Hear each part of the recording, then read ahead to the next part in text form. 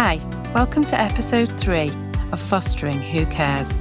I'm Rachel Davis and I'm the founder of Families First Fostering, a therapeutic fostering agency in the Midlands.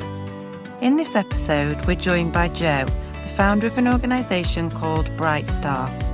They inspire young people through boxing to overcome many challenges and to access education.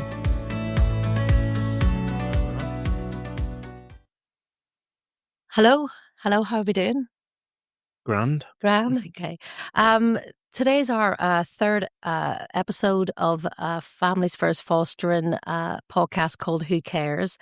And my name's Louise Harkin, and we have as our co-host. I'm Jonathan Clayton.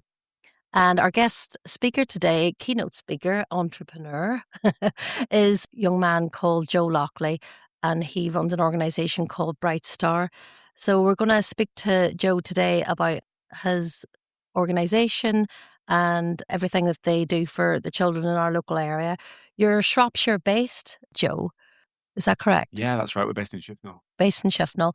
And you've got some hubs, as it were. You've got some gyms around, I think, is it Walsall, Stoke and Shrewsbury? Yeah, that's it. Yeah, we run a number of different centres across the West Midlands. Well, we brought you in today, Jo, because we wanted to talk to you about your organisation. And I know from having you come as a guest speaker to our Families First office based in Belston, thank you very much, in the last year, and the one in Stone, the impact that you made to our foster parents and the story that you shared about how your organisation, do you call it organisation, do you call it company? I know you think there's things changing in that sense, but what do you call it? Yeah, we call it an organisation. It's doing a number of different things. Yeah. Okay. But yeah, with that, I think it's been pretty inspirational from what I know of you and the things that you do for the children and your whole company and the team around you, your mentors, that it's just inspirational, really. I know that some of the foster carers that we've had in our small company have talked about the fact that if you were involved with their children, especially those from the age of 11 and up, that were having difficulties in school, that you would have changed the outcomes for those children. So what I really wanted to do today was to talk about, why you care, why your company cares about these children and what your backstory is really around what led you to having Brightstar, really. If you don't mind giving us some of your backstory. Yeah, that's a real kind of, it can be a real deep question. We've all kind of got passion in the things we do. And I think that's got to come from some sort of lived experience. So for me, sport was what massively changed my life when I was growing up. I guess sport is what gave me that feeling of belonging, that made me feel like I was in control. Sport really kind of gave me a sense of significance and achievements. And I'm a very, very tall person. I'm 6'7", right? So I was always naturally quite good at some different sports. I got good reach in boxing. I was quite strong. And what I found when I was growing up is that I would struggle to know exactly who I was. My identity became a real problem. I lived in I grew up in a very little village in Shropshire. That's like a retirement village. I was the only person there that was probably under 50 years old. And between there and then obviously my family's house and my nan's house where I went to school, everything like that, I was in the middle of Telford, and that was a lot busier. So I kind of really struggled to see where I should fit in, who I should be. I'm an only child as well. And as a result, what I became really, really good at is building an identity that was liked by other people, because I never thought that I'd be liked for who I am. So what I tend to do is be like, okay, these guys are cool, so I need to be more like them. And I see them as almost role models and try and fit in.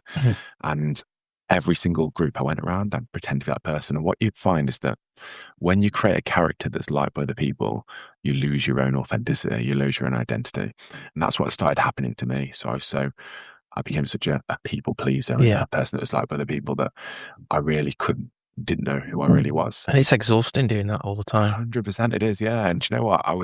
The guys that I thought were the ones that were liked by a lot of people, the ones I thought these guys are popular, they were the ones that were getting involved in all the wrong stuff. And, my mum will look back and say they were the wrong crowd. Yeah. And as a result, if I look back to them people now, what one of them has died, 2 are in prison, and it's kind of like they were on the path. When I was a young teenager, they were the cool guys, they're the ones that I had to be like. And because I was this person they liked, that created, and whatever they did, I went a little bit further to get their respect. Yeah.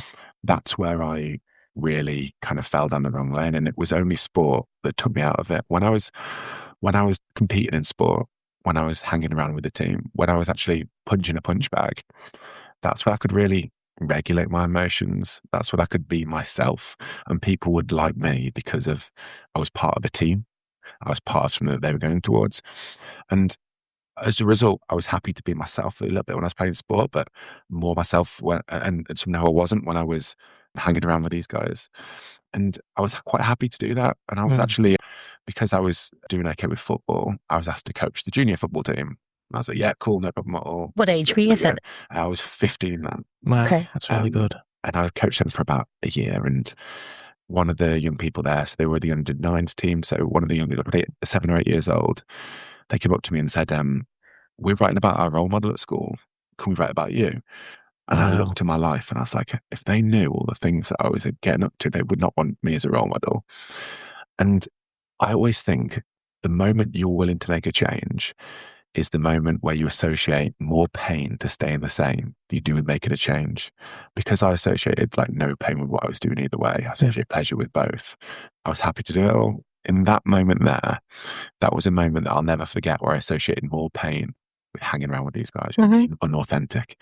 So I made a promise to myself then that I would just be completely authentic and I would just be myself. And as a result, I came away from that group. It was very, very difficult at the time to come away from that and actually have no friends at the time.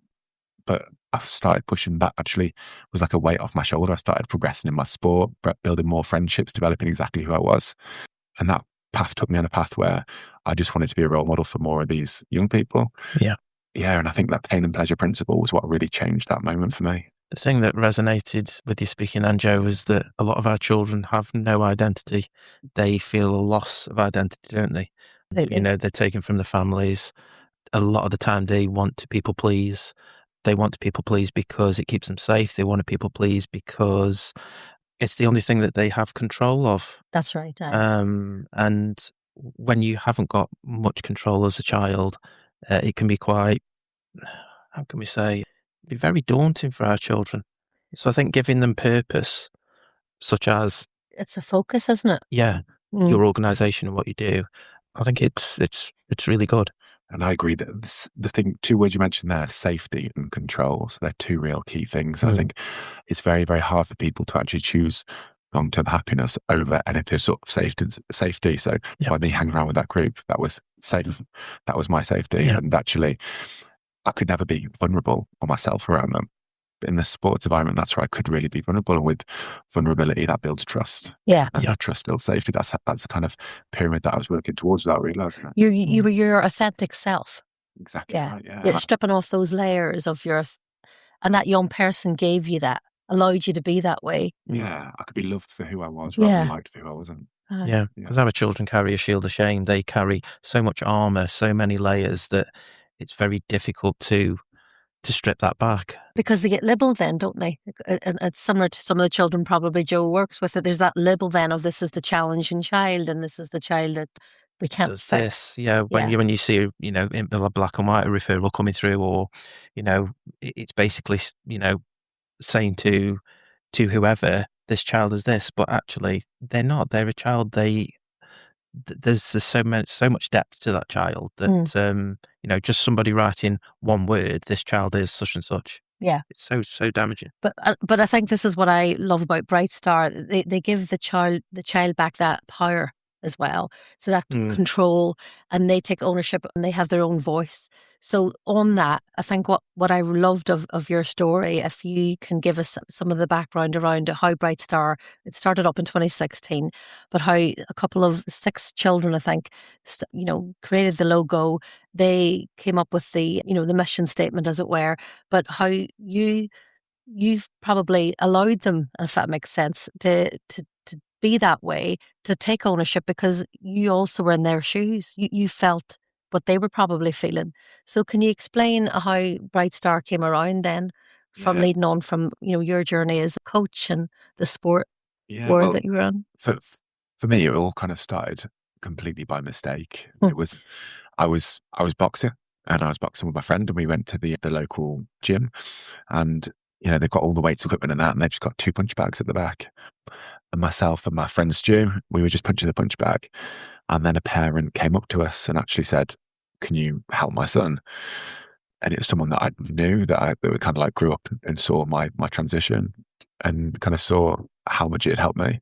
Yeah. So the parent said, "Look, at the moment he's, in respite care this weekend. I'm really, really struggling. He's struggling to regulate his emotions. He's had a number of different social workers over the last year, and he doesn't really have a positive male role model in his life." And at the time I thought, to be able to help someone, you need to have an extensive list of qualifications and be a qualified therapist. And I was like, I don't know if I can help them, but what I do know is I can teach them how to box, and that helped me. And she goes, "Yeah, I'm willing to do anything. Let's see what happens." So me and Stu spoke to the person who ran the gym, Dave Caulfield, and we said, "Can we just hire a bit of space here?" And he was like, "Yeah, of course, no problem at all. We don't use it on this evening. So every Tuesday night we have the space for like an hour and a half, 2 hours." And I said, for one person to come down to that session, it's going to be a pretty poor boxing session. So if he can bring some of his friends and that'd be amazing. So there were 6 of them that were all the one was who the mum referred, and then the 5 friends were people who she didn't actually like him hanging around with. So we booked that session, and I thought an hour and a half, 2 hours of boxing will be absolutely fine. Soon realised after 2 minutes that was way too long, and they're going to get too tired. So we probably did 15 minutes of boxing, then had a chat. 15 minutes of boxing, had a chat just about what's going on. And they were improving their boxing. They were doing really, really well. I didn't realise how much that would translate to them improving the wider their life. So we had a call come through. The first one was from the Pru that they were at. It said, "Can I refer more people in? This is huge. Like their attendance increased massively." And I was like, no, this is just for these guys. Sorry, we're just going to do this project short term, see what happens. And then I got a call from a social worker asking to refer more. Again, I said no. And it wasn't until I got this one call from the one person's nan, and he lived with his nan, and his nan like broke down into tears on the phone and was like, "I feel like I've got my family back together. Thank you. And I was like, just please stop thanking me. I haven't done anything here. It's all this young person." So I sat them down. I said, "What's happened?" "I'm getting some really amazing phone calls about how much you're changing your life. What's going on? What's causing the changes? Maybe I can help, and we can feed some of that in." Is that the first time you asked the child that, though? That's the first time. Apart from some small informal conversations and direct through the boxing and all of that. Yeah, I guess I'd asked them. Most of the work I was doing was just asking open questions. What's going on here? Oh, well, if you do that, what about this? And then we were, I suppose, informally really mentoring. Aye. That's what I mean. There was a distraction with the boxing and everything, so it wasn't too direct. This is the first time we took a step back, and rather than looking at the next problem or what's happening currently, what they've achieved and what's gone on. Mm-hmm. And the words they used, I thought they'd say, "Yeah, I feel stronger, I feel fitter, I feel faster." But they were nothing to do with boxing. One said, "I feel like this is my family." One said, "I feel like I'm in control." Wow. One said, "I feel like I'm accepted here." And all the words, belonging, significance, control, it really showed me that this was a lot more than just a sport for them. Yeah. This is where they really felt like they could achieve amazing things. So I said to them, 6, I said, "We need to do more of this. There's people that want to come in. Can we let them in? What do you think?" And they were all for it. They're like, "Yeah, let's do it. Let's start a club. Let's all get matching T-shirts, everything like that." I was like, "All right, cool. Let's do that." This is where it starts getting really exciting when I remember you telling this. Sorry, so go ahead. No, and I just said to them, "If we're going to do this, you're going to have to be on board of it. Let's call it a committee here. And you guys are going to have to come up with the name, the logo." So you're giving them ownership from the start, aren't you? That's it. And so they went, "Yeah, cool, let's meet." And they all agreed to meet with their bikes at this place and tomorrow and everything. So I did have a drive past to see if they were meeting. They all were. They were all sat by this tree with their bikes there with a little pen and paper. Yeah, and they came in the next day, and one of the young lads, Liam, came in with his chest out like this, and he walked up to me and he goes, "We've got a great name we have." And I was expecting something like Shifnal or Brighton Boxing Club. And he goes, "We want to call it Brightstar Boxing." I was like, "Why are you going to call it Brightstar Boxing?" And he goes, "You can only see a bright star on a dark night." And that's where we came from. Wow. Isn't that powerful? It's made me go, well, yeah. I know. Goosebumps. And you think, if they can come up with that, what else can they come up with? How can we just base this around exactly what they need? So from there, everything started. We opened up the a referral pathway, as it were, and we started getting a lot more people in. It was all people that could benefit from the values of boxing and all the needs it was meeting, rather than just the sport itself. Yeah. And that was a real start of us. We started getting people in that weren't attending schools. We started up an alternate provision. We got people in that wanted more of a space to talk than do the boxes. We started mental health support groups, neat programs, and everything's kind of evolved from them 6 young people and what their needs were. So can I ask you, for other people that are out there maybe looking to start their own organisations, because there's similar organisations out there in Shropshire now, like yourselves, but did you get any really good support at that starting bit of you trying to set up your own organisation? Did the Shropshire Local Authority help or anything like that? Did you get I think there's we have the Growth Hub here in Shropshire. Did you have any? Yeah, definitely. I guess I didn't know much about anything there, but I guess what I'm really good at is being really curious, and I'll ask loads of questions. A lot of people. Yeah, so organisation that I worked for before, Energize, they're the active partnership. There's people in the roles that were helping me there. The Shropshire Chamber helped me. Chamber of Commerce, is it? Yeah. We kept getting on the Chamber of Commerce. I met some really great people there. Is that the people that gave you an award recently? Yeah, they did actually. Do you want to just, not to move away from what we're talking about, but can you tell us about what award your company got there recently? Yeah, the Shropshire Business Awards. We won Community Organisation of the Year. Isn't that amazing? Yeah, fantastic. Well, but again, that came from, I think, what they said is when they came and judged us, we didn't really know what they were judging, what they were looking for, but the young people came and they actually spoke to the judges about their story. And you keep doing that. This is what I like about your company and your ethos and your team around you, is you bring the children forward. You have the children speak. So authentic. It's so authentic, the voice You've of not the child. lost that. It's completely the voice of the child. Everything that we as an agency and Families First, look at and push for. So going back to, the support, the beginning of those days, I remember you telling me from previous conversations, Joe, there was, as we have in our careers as well, different professionals coming in, and not to go on a negative slant, but different professionals coming in and giving that negative slant on, or you're creating a monster, as it were, in the sense of what this boxing can do and what it can bring to the table for these children.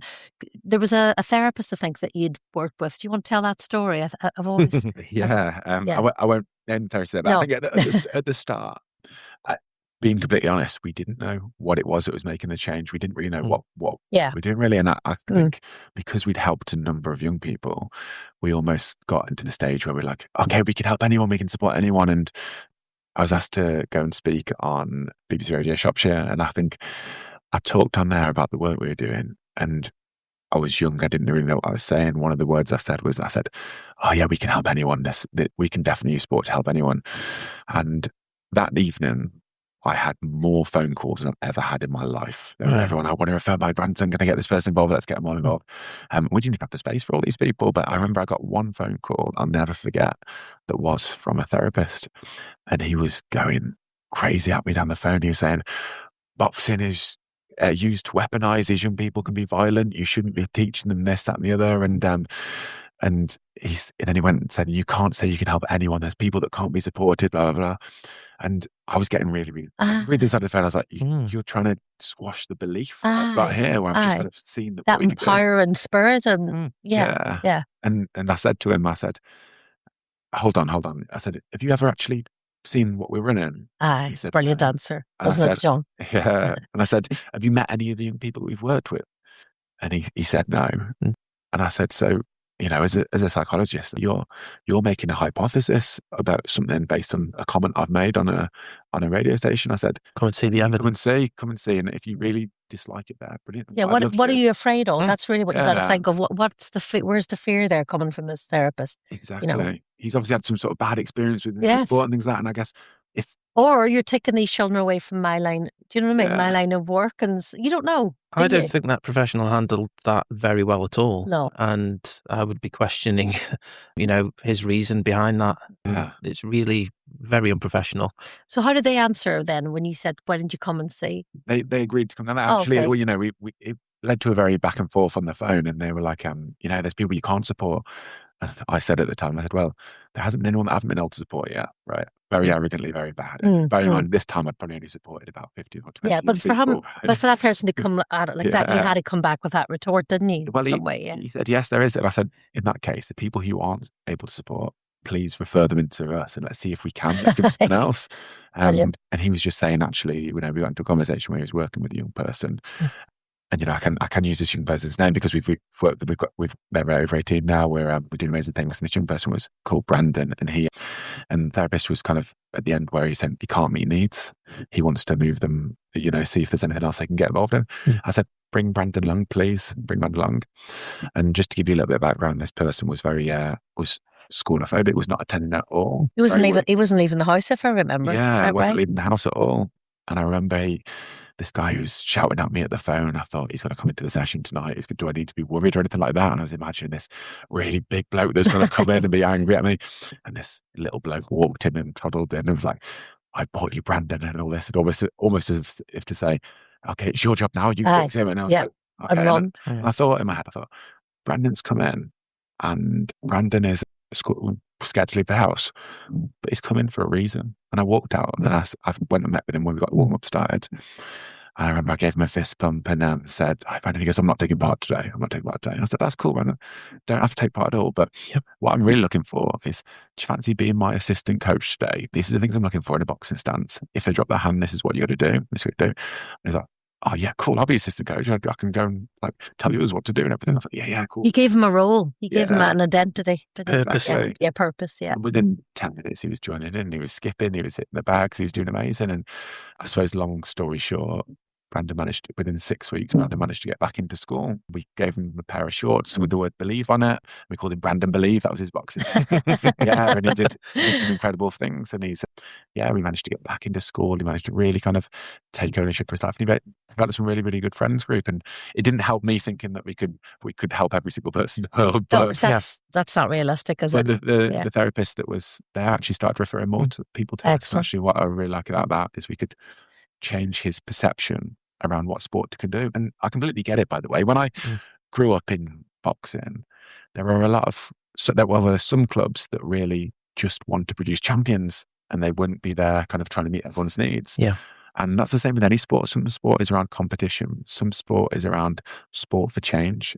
And what I really want to do is align with that and actually separate some of the things and see exactly how we can utilize sport to better support young people. Yeah. I think the professionals need to rely more on the experience of people, the lived experience. And I think that's what they are trying to do in universities now, is to get people with the lived experience on board and get them to learn from them, because it's okay to learn from textbook. It's okay to, pass this qualification. But when you're actually working with people with the experience, that's when the true learning comes in. Totally. And I think that person really missed out. And I think, I know that you've shown him, the fruits of the labour and that the fact that it does work. And I do hope that he's reflected on that and changed. And we know from working with young people, having mentors come in, it's almost like as well, we've got mentors in the agencies and fostering, but like foster parents, for example, moving away from children, foster parents that have already done the job, lived through, the challenges, the ups and downs of fostering. They listen to them more so. They don't see that person as if they understand and walk the walk and talk the talk, don't they? Yeah.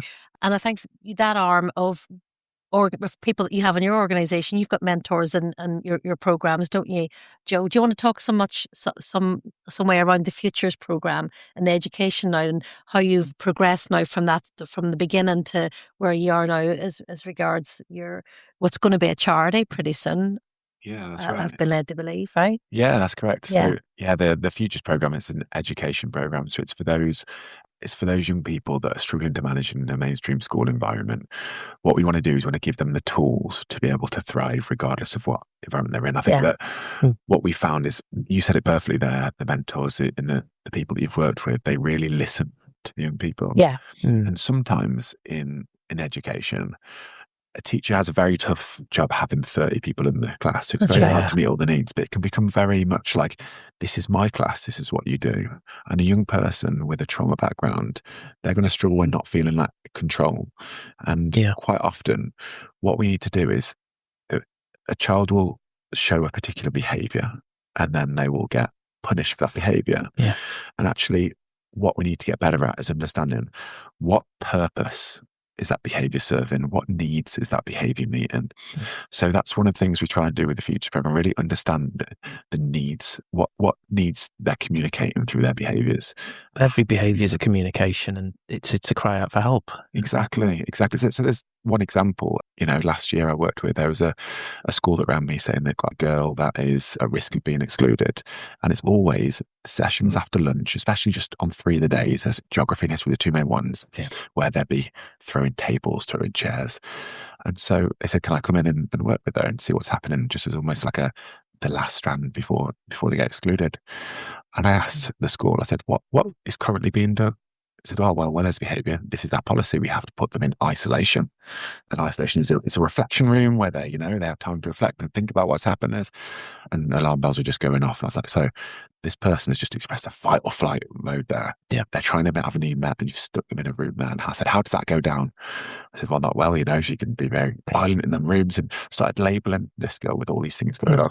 And this was the quickest I'd ever worked with anyone for. Normally we really want to build a relationship that can thrive for as long as possible. But this was more around finding what the school were doing wrong and what we could change around what the school was happening in the school.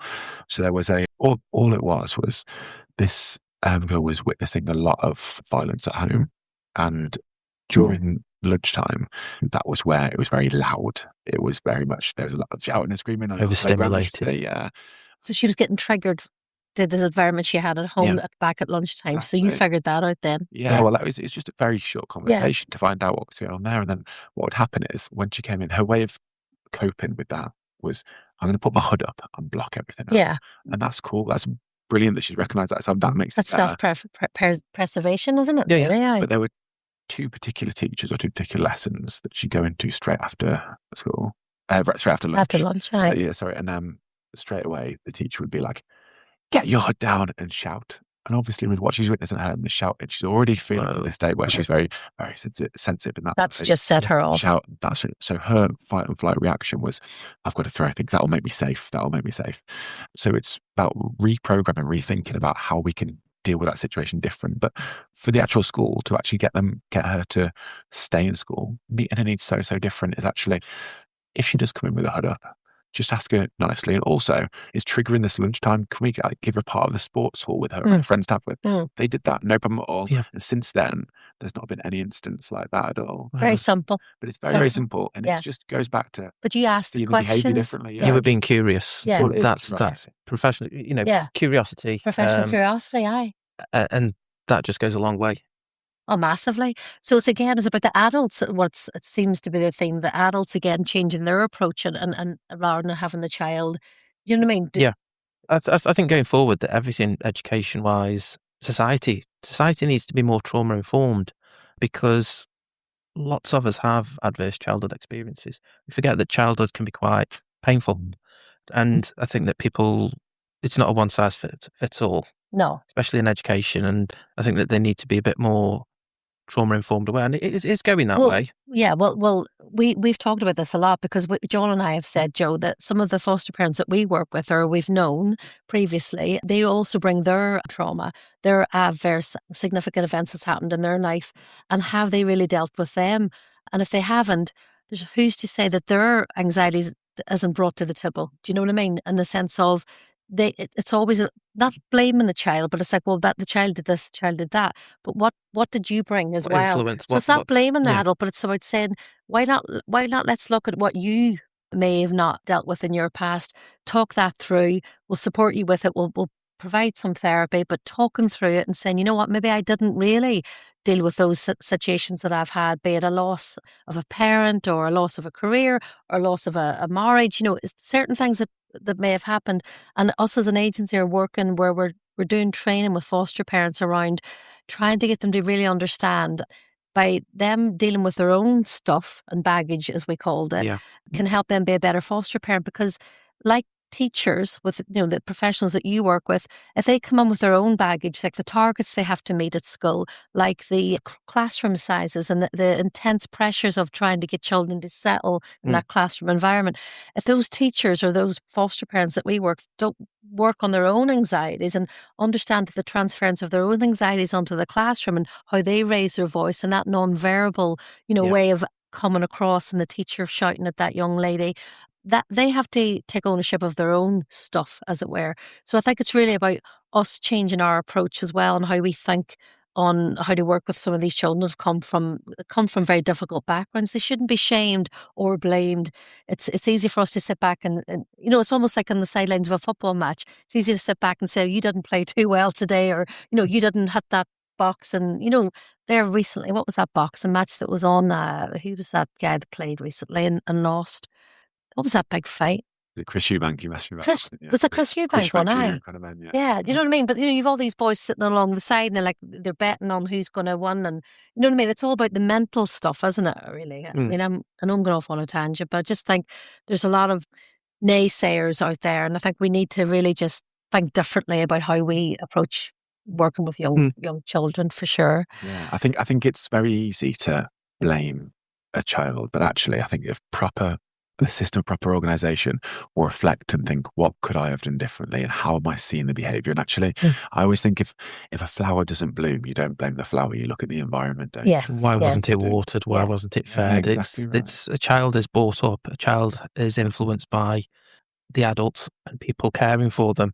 And I think that's where we have to look. We can't blame a child. We have to look at everything around them to say, well, let's be curious about this, let's be curious about that. So there's no blame on a child. There shouldn't be. It's got to feel like a really safe environment. Do you know what? One of the best things that I learned was when I was an old coach of mine, they shouted at me at one of the games and I felt really, really low. And then the next time I was at the session, they came up and they actually went in front of everyone and went, listen, I shouted to you here, you two here. And I'm so, so sorry. I'm going through a lot of difficulties at the moment. And I've taken it on you. And that's so bad. I've reflected. And I realised that isn't right for me to do. Yeah. How can you make it better? And they're only human. The fact that they were vulnerable enough to open out, that led to allowing me to be vulnerable and about things that I was going through. And actually that coach is creating an environment where he's a role model. They are going to make mistakes and that's absolutely fine. No one's perfect. Yeah. Let's continue to we say that to the foster parents, don't we? I was going to say that's what we encourage. We know as a foster parent, we don't get it right all the time. If at all, sometimes you're just a human being. You're trying to do your best. You're trying to coach these children. You're trying to empower them. You don't get it right all the time, but that repair that you do afterwards, that healthy repair, showing emotion to them, showing that you're vulnerable is key because they then mirror that image. So if, when I've cried in front of my children, they've seen that I've been vulnerable and it's allowed them to feel vulnerable and for them to open up and peel back the layers, like you said. And exactly. And I think that's why I don't keep going back to mentors, but I think that's why that works because they themselves have walked that path and the child can relate to them. They feel safe talking to them. And it's just been able to say, it's okay, I'm not okay. And sometimes they need to separate a lot of things. Like there is, there's evidence that keeping education and home separate is healthy for the child. And it is. I struggled with that at first, but I actually, the proof's in the pudding with our children. It works so well. They feel safe in our home. And so what they don't want to do is to bring the trauma of school back to home. Yeah.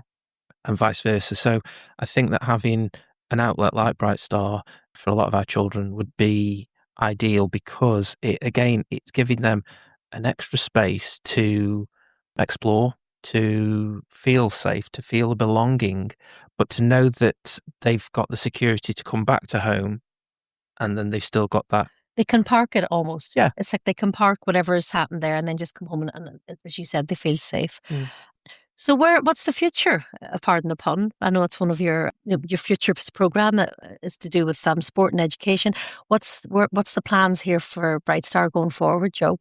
I mean, we're very, very ambitious as an organisation, and as you've heard, I think that at the moment the world needs to make significant changes to be able to support young people to thrive. So, our mission is we want to be able to change the way that the world works for young people, and the way I see it is I see that the sports sector aligning closely with the social care sector, with the education sector, and actually encouraging and empowering sport for change, and that's globally. It can tackle real world issues. And sport does have the power to change the world if it's used in the right way. Yeah, because it channels those anxieties, doesn't it, as well? And there's a lot more children these days, be it COVID or for whatever other reasons, that we're living in times of like not necessarily destitution, but people are struggling, cost of living, and the impact of that on homes and on the children. The children are some of the most vulnerable, aren't they? So we know that there's going to be more and more children, unfortunately, coming through maybe the foster care system or coming into care, and they're dealing with and witnessing domestic violence and all these other range of things. I think sport is that discipline. It's a discipline, isn't it, that's going to really help in a pathway that's not so structured, where the child has to sit in that classroom and conform to the norms, and that's whatever we need to do to get them back on track. And the proof's in the pudding, really, because you're working now with is it over 600 children locally? Yeah. And that's spreading. And how have you got your organisation's name out there in relation to nationwide? I know you've worked. Well, you've been on panels, on some Olympic panels. Do you want to just tell us a wee bit about that, please, if you don't mind? Yeah, we're so fortunate enough to be able to share the voice of the young people at some really major events. So the pre-Olympic ministerial conference in Paris, or at the World Expo in Dubai, and we've been chatting to some real key movers and shakers, some really key policy holders that really want to make a difference. So at the moment we're trying to work especially in other countries, to be able to see how they are willing to utilise sport to make system change, to tackle real issues within their countries. And I guess to be able to do that, we've got to be able to elevate the voice of the young people and show that every single person deserves a sense of belonging, and really channel the impact that we can have with that. So there's two real strands to Brightstar. You've got the delivery side of things, which is where we run different programs, the different groups, the education programs, a number of support groups. We do a lot of mental health support groups as well across the West Midlands. But then there's the infrastructure support. So that's where we empower other organisations to better support their area. So, for example, last year we supported 18 boxing clubs across the country to run one of our Believe programs, which is where it's a boxing mental health support program. We've just trained a number of different sports clubs across Shropshire, so they can be more trauma-informed, so they can start a referral pathway to reach the right young people at the right time, and so they can deliver sport for change. So although we're directly working with 600, the real impact has come from the organisations that have the right values, but maybe don't know how to actually show that support. Actually, we can support with that next step, and then obviously the influence as well. That's what we want to really try. So you're mentoring them as well. I love that. You're educating them, and that's spreading that vision. Ethos and vision. You've worked with 1,150 kids last year, I think you'd said. You've got different memberships, as you said. You've got different threads going on. You get funding from different organisations and systems, as it were. It's going to take time. It's going to take patience, isn't it? But that drip that we like to use in foster, and eventually, hopefully, that the change will happen in the sense of you are making an impact. There's no doubt about it. And I think it's great to see that the Shropshire Local Authority see it. There's other organisations that you've worked with, Start Tech. Do you want to tell us just how they've supported you in your company? Yeah, we're really fortunate there is a number of different sectors that are supporting us. The kind of we're working alongside. So Start Tech and ACO and Denso, these are all commercial organisations that you wouldn't think like an IT company. How are they going to be able to support young people? And actually, when we dig down to it, Start Tech have some brilliant values where they actually they might not be able to financially give too much, but they've given us all IT support to be able to support, because they've came in, they've met some of the young people, they've seen the work we're doing. They're like, I want to give back. How do I do it? The MD there is actually sitting up with one of our trustees. They actually really see the work we're doing. ACO as well, they make fire alarms for houses. How can they support young people? Actually, they do a lot of work around CSR, and actually how can they believe, Neil, who's the head there, actually believes that every young person should be supported and believes that every person can make a difference. And he's seen the work we're doing, and he supports us very well, not just financially, but in terms of mentoring me around developing business as well. I love that it's like a community coming together and putting their input, what they can, whether it be financially, whether it can be support. I love how you're getting the word out there, Joe. And I think that you going to other countries and speaking to other people, sharing, we can also learn a lot from them as well. We used to be a society where we had strong communities. We don't now, unfortunately. No. And I think that everybody's got very individualistic. I think we need to now appreciate that. I'll still say it again, it takes a village to raise a child. And it does, because there's so many influential people in that child's life. You being one of them, Joe, and I think that what you're doing is fantastic. Thank you. We're so lucky. We've got such a good team of people with the right values that really want to do more to support them. Well, thank you for that today. We really, really enjoyed having you coming on, and we just wish you all the best with all your endeavours and all the work that you do for the children. It's not gone unnoticed, and we will continue as an organisation, Families First, to keep rooting for you and passing on all the good work that you do to all the different partners that we work with as well. So thank you very much, and onwards and upwards for this year. Thank you, Joe.